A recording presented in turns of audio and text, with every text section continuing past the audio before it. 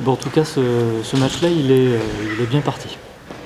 Ce match-là, oui, il était bien parti. On fait une entame de match, une superbe entame, il faut dire les termes, mais tout le monde était à fond, tout le monde était impliqué. On ouvre le score, après on l'aggrave avec un 2-0, on part à la mi-temps à 2-0, et donc c'était une superbe entame de match. Comment ça se fait que la première période et la deuxième sont si différentes?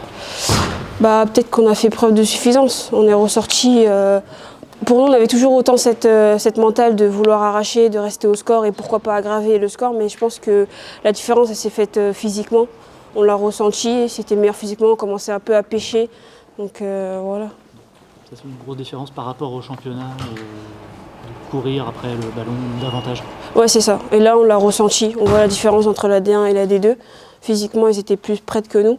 Après, il y a aussi l'expérience. Quand on gagne 2-0, il faut savoir plus garder le ballon, essayer de garder le score, tout simplement. Est-ce que vous y attendiez finalement à être devant de 2 buts au bout d'une demi-heure? Pour être honnête, on connaît nos qualités et on savait que tout est possible. On est en Coupe de France, il ne faut pas l'oublier. Mais après, la logique voudrait que Lille gagne le match. Donc si vous voulez, on a respecté la logique, mais nous, on était vraiment à fond dans le match. C'est la Coupe de France. Rencontrer aujourd'hui une joueuse du calibre d'Amandine Henry, c'était un plaisir, j'ai envie de dire, sur le terrain footballistiquement. Ça a changé quelque chose. Vous vous êtes rendu compte que vous avez joué aujourd'hui contre cette joueuse ou dans le feu de l'action, etc.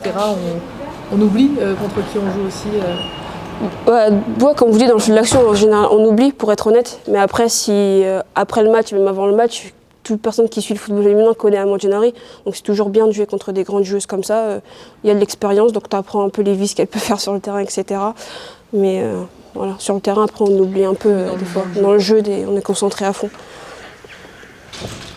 Quand vous avez pris le deuxième but, il y a un moment où vous disiez on va au tir au but. C'était vraiment l'objectif à ce moment-là? Quand on a pris, franchement, du début du match à la fin du match, c'était pas la optique de tir au but, nous on voulait gagner.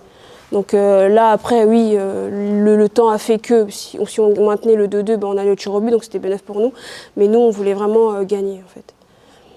Donc il y a de la déception, il y a de la frustration à l'issue de ce match, où il y a aussi une sorte de fatalité de se dire on savait que gagner, ça aurait été un exploit.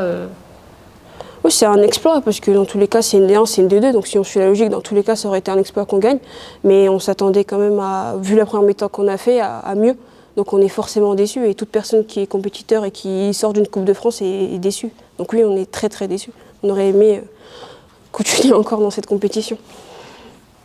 Est-ce que ça permet d'apprendre des choses ou de prendre, d'une certaine manière, malgré le résultat, de la confiance aussi pour le championnat et des enseignements?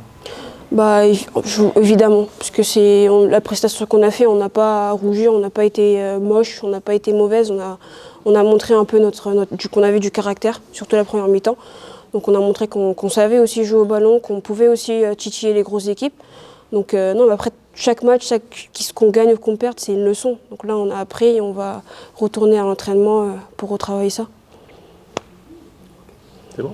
Merci. Merci.